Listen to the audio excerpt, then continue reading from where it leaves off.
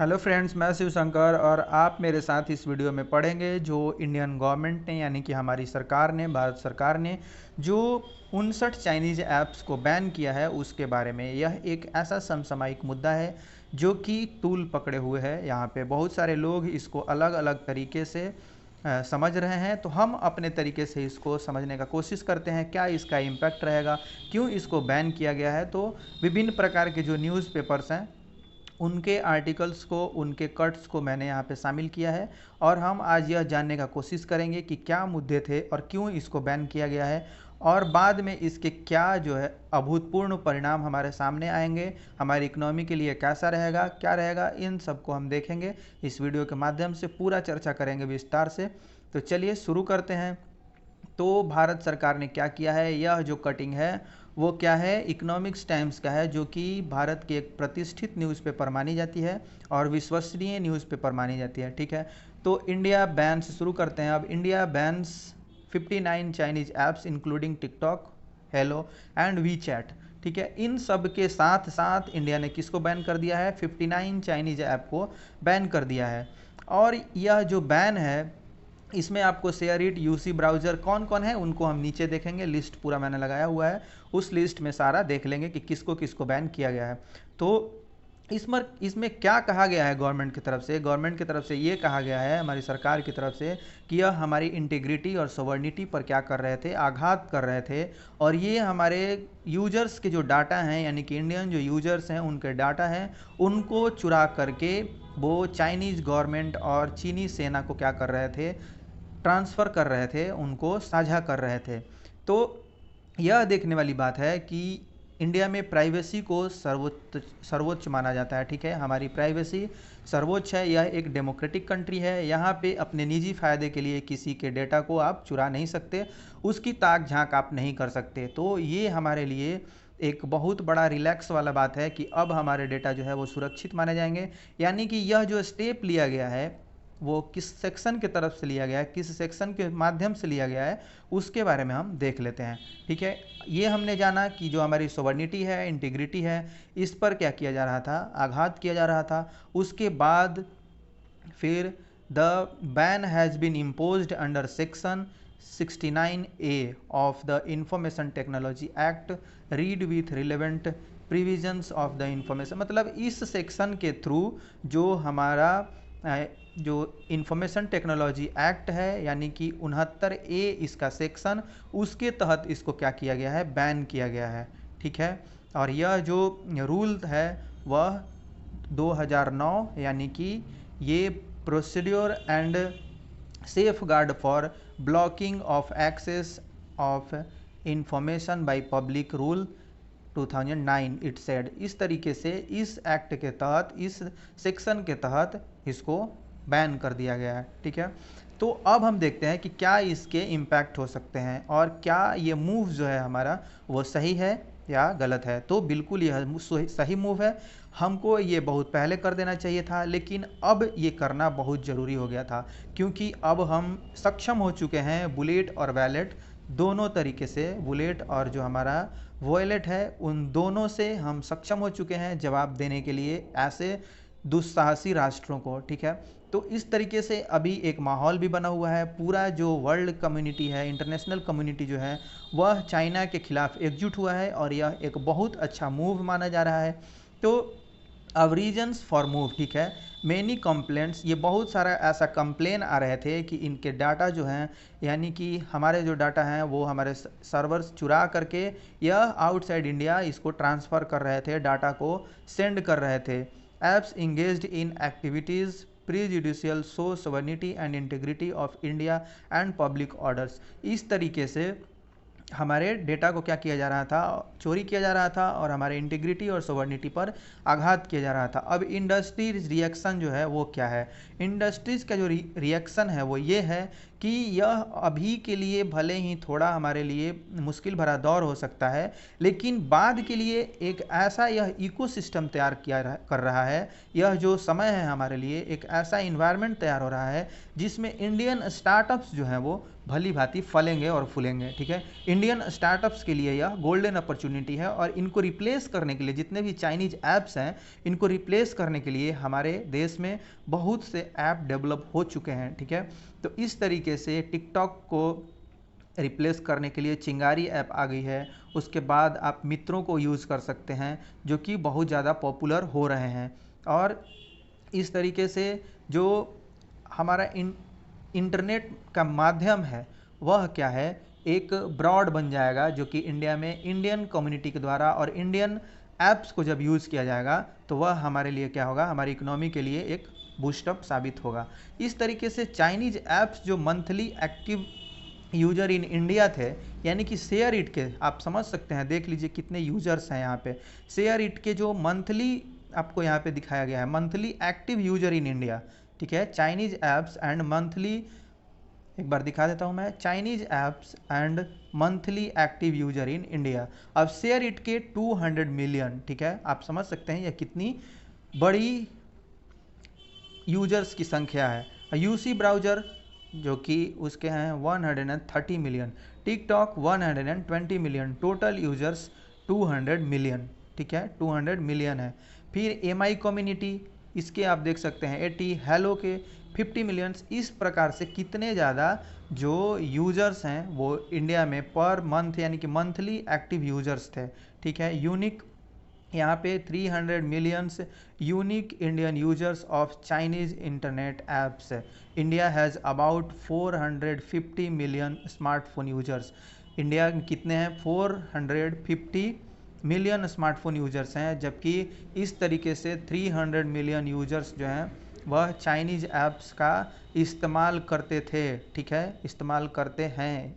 अब जो है वो गिरावट आ रहा है जिससे चाइना बौखलाया हुआ है। There is the complete list of the apps banned. जो ऐप बैन हुए हैं उनका एक कंप्लीट लिस्ट है, उसको आप जान लें कि किन किन ऐप्स को बैन किया गया है।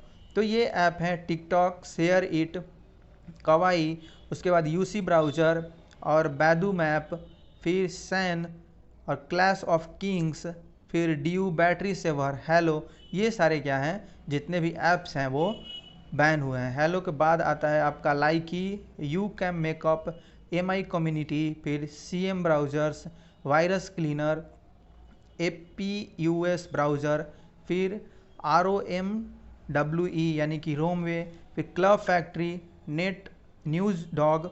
ये सभी क्या हैं, ऐप्स जो हैं वो बैन हुए हैं। ठीक है, क्लब फैक्ट्री है, न्यूज़ डॉग है, बैटरी प्लस, वी चैट, ये सारे चाइनीज ऐप हैं जो 59 जिनको बैन किया गया है। यूसी न्यूज़, QQ मेल, ये सारे QQ मेल, फिर Weibo, Xender, QQ Music, QQ News Feed, फिर Vivo Life, Selfie City, Mail Master, Parallel Space और एमआई वीडियो कॉल यानी कि जियोमी का जो है, फिर वी सैनी और फिर ES file explorer, Viva video, QU video Inc, फिर MEITU माने मी टू, और उसके बाद वीगो वीडियो। ये सारे क्या हैं, पूरा का पूरा वीगो वीडियो।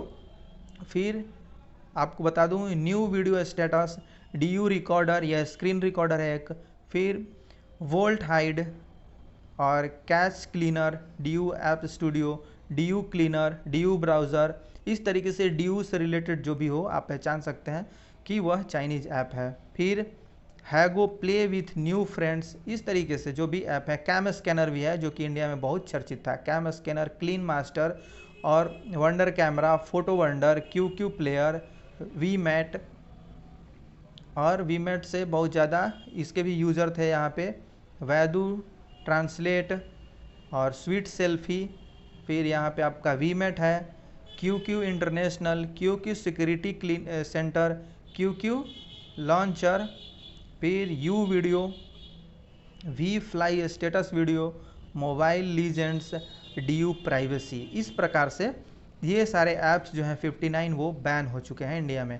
अब यह है कि चीन के ऐप्स पर पाबंदी, टिकटॉक, यूसी ब्राउज़र और शेयर इट समेत 59 चाइनीज ऐप्स पर बैन। सरकार ने कहा ये देश की सुरक्षा और एकता के लिए खतरा है। सरकार ने क्या किया है, क्या कहा है कि यह हमारे देश की सुरक्षा और एकता के लिए खतरा। इस प्रकार से सरकार ने चीनी ऐप्स पर बैन की 7 वजहें बताई और 7 वजह बता करके इसको बैन किया है। 7 बार संप्रभुता और एकता का जिक्र किया है। इस प्रकार से हमारे देश के खिलाफ क्या चल रहा था, एक भारी षड्यंत्र चल रहा था। सरकार ने इंफॉर्मेशन टेक्नोलॉजी एक्ट के सेक्शन 16 यानी कि 69A के तहत इन चीनी ऐप्स को बैन किया है। ठीक है, ये ऊपर हम पढ़ चुके हैं। सरकार के मुताबिक ये ऐप जिन गतिविधियों में शामिल हैं उनसे भारत की सुरक्षा, संप्रभुता और एकता को खतरा है। अब पिछले कुछ दिनों से 130 करोड़ भारतीयों की प्राइवेसी और डेटा की सुरक्षा को लेकर चिंताएं जाहिर की जा रही थीं। इनमें कहा गया था कि इन ऐप्स से संप्रभुता और एकता को खतरा है।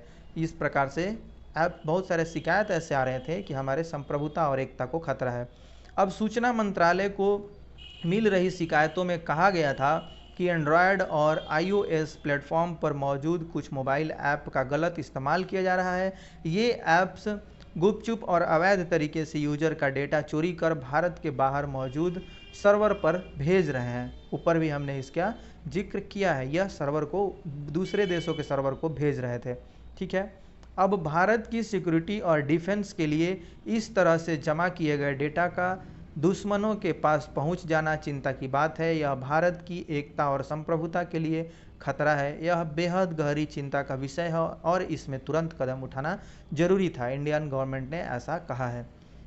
अब Indian cyber crime coordination centre गृह मंत्रालय को भी इस तरह के खतरनाक ऐप्स को तुरंत बैन करने के लिए रिकमेंडेशन भेजी गई थी। ठीक है, रिकमेंड किया था। कुछ ऐप्स और उनके गलत इस्तेमाल को लेकर लोगों ने भी चिंता जाहिर की थी। कंप्यूटर इमरजेंसी रिस्पांस टीम को भी डेटा चोरी और प्राइवेसी को खतरे की शिकायतें उनको भी मिली थी। तो इस प्रकार से इन ऐप्स को बैन करना जरूरी हो गया था। अब संसद के अंदर और बाहर भी इस तरह के ऐप्स को लेकर चिंताएं जाहिर की गई थी। भारत की जनता भी लगातार इन ऐप्स के खिलाफ क्या कर रही थी, एक्शन की मांग कर रही थी, क्योंकि इनसे देश की संप्रभुता और नागरिकों की प्राइवेसी को खतरा है। ठीक है, अब यह बिंदु देखते हैं कि इन सब शिकायतों और भरोसेमंद जानकारी के आधार पर हमें पता चला कि ये ऐप्स देश की एकता और संप्रभुता के लिए खतरा हैं। सरकार ने फैसला किया है कि इन ऐप्स को मोबाइल और इंटरनेट से चलने वाली डिवाइस पर इस्तेमाल बैन कर दिया जाए। ठीक है, डिवाइस पर इस्तेमाल क्या किया जाए, बैन किया जाए। इंडियन साइबर स्पेस की सुरक्षा और संप्रभुता के लिए यह फैसला लिया गया है। यह फैसला किस लिए लिया गया है, हमारी संप्रभुता को ध्यान में रखते हुए यह फैसला लिया गया है। अब क्या है कि इन सभी फैसले के बाद क्या किया है, चाइना एकदम बौखला गया है और इस तरीके से रामविलास पासवान जो कि no purchase of China items on GEM Ramvilas Paswan, इस तरीके से जो रामविलास पासवान हैं इन्होंने भी गवर्नमेंट मार्केट प्लेस GEM और अदर सोर्सेस, इस प्रकार से रामविलास पासवान जी ने भी कहा है कि चाइनीज़ जो आइटम्स हैं उनको खरीदी उनकी नहीं की जाएगी। ठीक है, minister of the consumer affairs ये हैं रामविलास पासवान। फूड एंड ये क्या है Ramvilas Paswan ji, minister of consumer affairs. Food and public distribution Ramvilas Paswan, इन्होंने कहा है कि अब चाइनीज आइटम्स का परचेजिंग जो है यानी कि खरीदी जो है हम नहीं करेंगे, no purchase of China items.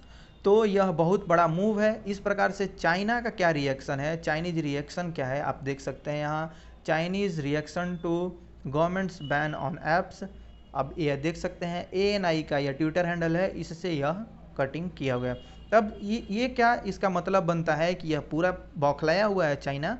The Chinese side is seriously concerned with and family oppose to such actions G wrong. ये स्पोक पर्सन है चाइनीज एम्बेसी के जो कि इंडिया में है।